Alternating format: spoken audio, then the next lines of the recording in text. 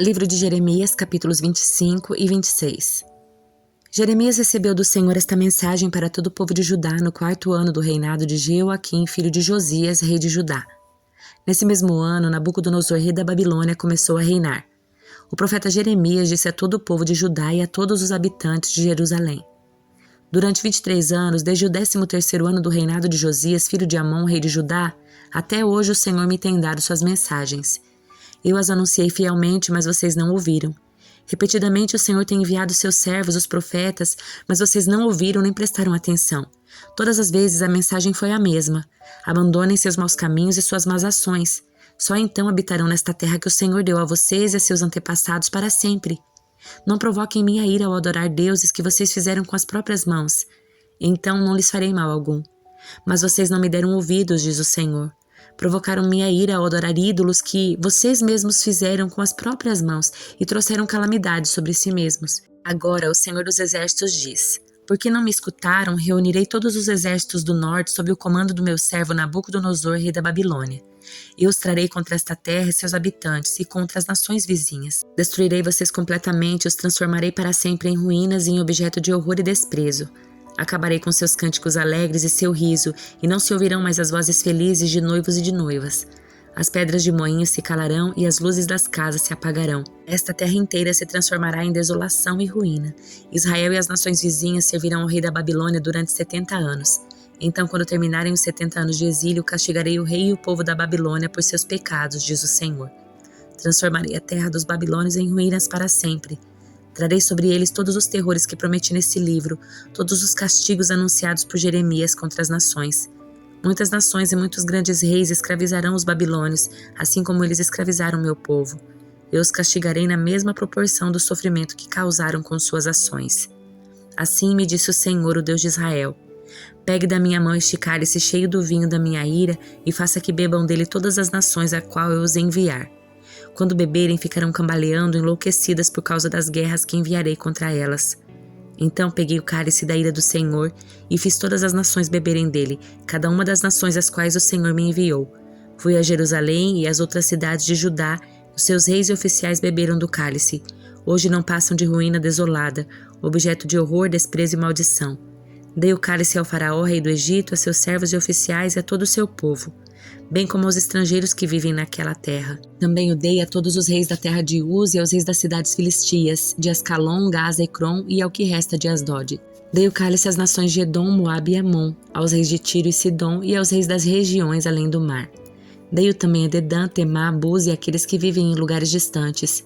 Dei-os aos reis da Arábia, aos reis das tribos nômades do deserto e aos reis de Zinri, de Elão e da Média. Dei-o ainda aos reis das terras do norte, próximas e distantes, uma após a outra, a todos os reinos do mundo, e por fim o próprio rei da Babilônia bebeu do cálice. Então o Senhor me disse: Agora diga-lhes: Assim diz o Senhor dos Exércitos, o Deus de Israel: Bebam do cálice, fiquem embriagados e vomitem, caiam para nunca mais levantar, pois envio contra vocês guerras terríveis.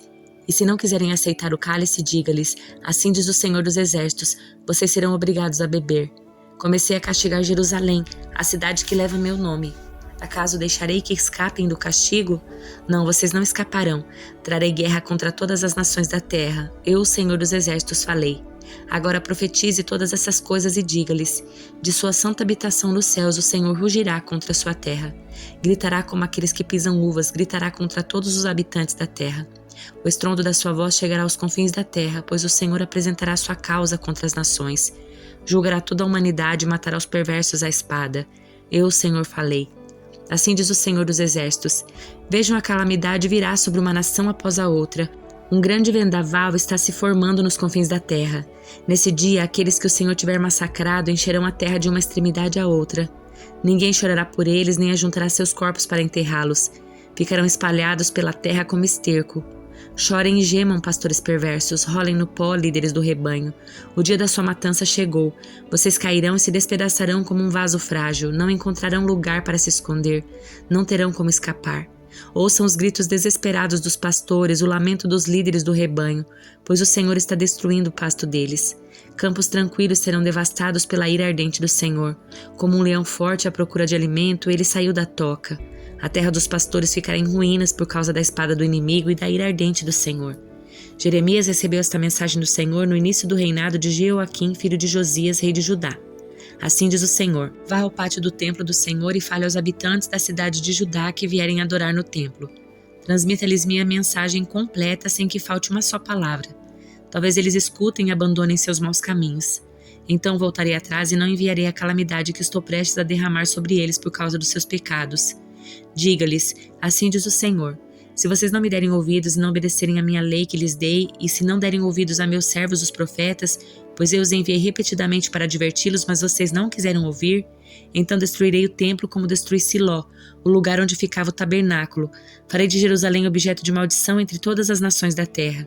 Os sacerdotes, os profetas e todo o povo ouviram Jeremias falar na frente do templo do Senhor. Quando Jeremias terminou sua mensagem e disse tudo o que o Senhor lhe havia ordenado, os sacerdotes, os profetas e todo o povo atacaram e gritaram: vamos matá-lo! Que direito você tem de profetizar em nome do Senhor que este templo será destruído como Siló? Que história é essa de que Jerusalém será destruída e ficará desabitada? E todo o povo o ameaçava em frente ao templo do Senhor. Quando os oficiais de Judá ouviram o que estava acontecendo, correram do palácio até o templo e sentaram-se para julgar a entrada da porta nova do templo do Senhor. Os sacerdotes e os profetas apresentaram suas acusações aos oficiais e ao povo. Esse homem deve ser condenado à morte, disseram. Vocês ouviram com os próprios ouvidos que ele profetizou contra essa cidade. Então Jeremias disse aos oficiais e ao povo: o Senhor me enviou para profetizar contra esse templo e essa cidade. O Senhor me deu cada palavra que lhes falei. Se contudo vocês deixarem de pecar e começarem a obedecer ao Senhor, ele voltará atrás e não enviará a calamidade que anunciou contra vocês. Quanto a mim, estou em suas mãos. Façam comigo o que lhe parecer melhor. Se me matarem, porém, saibam que derramarão sangue inocente. Vocês, essa cidade e cada um dos seus habitantes serão responsabilizados por isso, pois é verdade que o Senhor me enviou para dizer cada palavra que ouviram. Então os oficiais e o povo disseram aos sacerdotes e aos profetas: este homem não merece a sentença de morte, pois nos falou em nome do Senhor nosso Deus. Então alguns dos anciãos do povo se levantaram e falaram a todos que estavam reunidos ali. Disseram: lembrem-se de quando Miqueias de Moresete profetizou durante o reinado de Ezequias, rei de Judá. Ele disse ao povo de Judá: assim diz o Senhor dos Exércitos: o monte Sião será lavrado como um campo aberto, Jerusalém será transformada em ruínas, mato cobrirá um monte onde hoje está o templo. Acaso o rei Ezequias e o povo mataram porque ele disse isso? Não, mas temeram o Senhor e lhe suplicaram por misericórdia. Então o Senhor voltou atrás e não enviou a calamidade que havia pronunciado contra eles. Estamos prestes a fazer grande mal a nós mesmos. Urias, filho de Semaías, de Kiriat Jearim, também profetizava nessa época em nome do Senhor, e como Jeremias previu a mesma calamidade sobre a cidade e a nação. Quando o rei Jeoaquim, os comandantes do exército e os oficiais ouviram o que Urias disse, o rei planejou matá-lo. Urias, porém, soube do plano e com medo fugiu para o Egito. Então o rei Jeoaquim enviou Elnatã, filho de Aquibor, e outros homens ao Egito para capturar Urias. Eles o prenderam e o levaram de volta ao rei Jeoaquim. O rei matou Urias com uma espada e mandou sepultá-lo numa vala comum. Apesar disso, Aicã, filho de Safã, protegeu Jeremias e convenceu o tribunal a não o entregar à multidão para ser morto. Isaías capítulo 24. Vejam, o Senhor está prestes a destruir a terra e transformá-la num enorme deserto. Ele devasta sua superfície e dispersa seus habitantes. Sacerdotes e povos, servos e senhores, servas e senhoras, os que compram, os que vendem, os que emprestam, os que tomam emprestado, credores e devedores, ninguém será poupado. A terra será completamente esvaziada e saqueada, o Senhor falou. A terra lamenta a seca. Sim, no mundo definha e murcha, até mesmo os mais nobres da terra definham. A terra sofre por causa do pecado dos seus habitantes, pois transgrediram as leis de Deus, violaram seus decretos e quebraram sua aliança eterna. Por isso a maldição consome a terra, seus habitantes pagam por seus pecados. São destruídos pelo fogo e apenas alguns sobrevivem. O vinho novo seca e as videiras murcham. Os que festejavam agora gemem. O som animado dos tamborins cessou, e já não se ouvem os gritos alegres de celebração. Os acordes melodiosos da harpa se calaram. Acabaram-se as alegrias do vinho e das canções. A bebida forte tem gosto amargo. A cidade se contorce em meio ao caos. Todas as casas estão trancadas para que ninguém entre. Nas ruas, multidões clamam por vinho. A alegria se transformou em tristeza. A celebração foi expulsa da terra. A cidade foi deixada em ruínas. Seus portões foram despedaçados. Assim é em toda a terra. Sobrou apenas um remanescente, como as azeitonas que sobram quando a árvore é sacudida, como as uvas que restam na videira depois da colheita. Mas todos que restaram gritam e cantam de alegria. Os que moram no oeste louvam a majestade do Senhor. Nas terras do leste, deem glória ao Senhor. Nas terras além do mar, louvem o nome do Senhor, o Deus de Israel. Ouvimos cânticos de louvor desde os confins da terra, cânticos que glorificam o justo.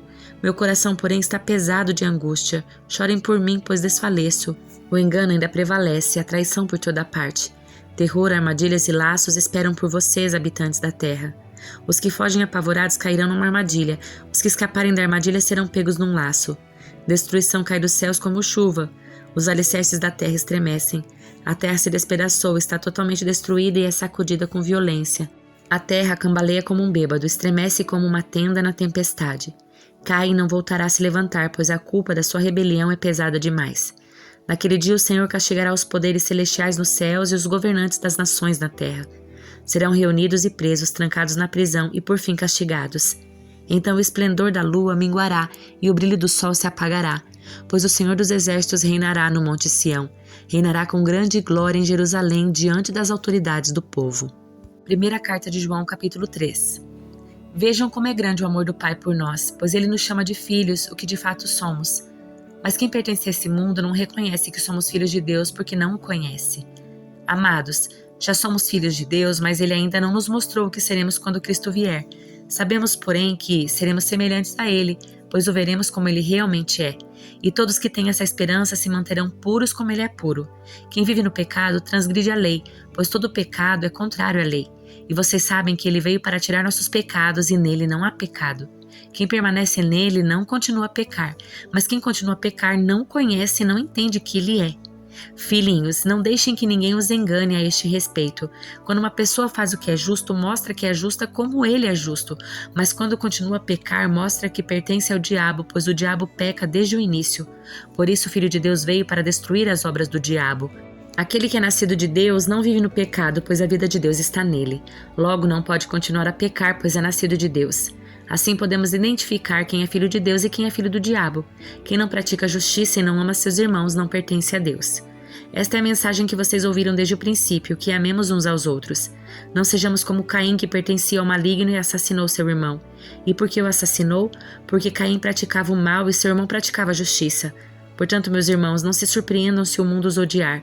Se amamos nossos irmãos, significa que passaremos da morte para a vida, mas quem não ama continua morto. Quem odeia seu irmão já é assassino, e vocês sabem que nenhum assassino tem dentro de si a vida eterna. Sabemos o que é o amor porque Jesus deu sua vida por nós, portanto também devemos dar a nossa vida por nossos irmãos. Se alguém tem recursos suficientes para viver bem e vê um irmão em necessidade, mas não mostra compaixão, como pode estar nele o amor de Deus? Filhinhos, não nos limitemos a dizer que amamos uns aos outros. Demonstremos a verdade por meio das nossas ações. Com isso, saberemos que pertencemos à verdade e nos tranquilizaremos quando estivermos diante de Deus. E ainda que a consciência nos condene, Deus é maior que a nossa consciência e sabe todas as coisas. Amados, se a consciência não nos condena, podemos ir a Deus com total confiança e dele recebermos tudo que pedirmos, pois lhe obedecemos e fazemos o que lhe agrada. E este é seu mandamento, que creiamos no nome do seu Filho, Jesus Cristo, e amemos uns aos outros conforme ele nos ordenou. Aquele que obedece os seus mandamentos permanece nele, e ele permanece neles. E sabemos que ele permanece em nós, porque o Espírito que ele nos deu permanece em nós.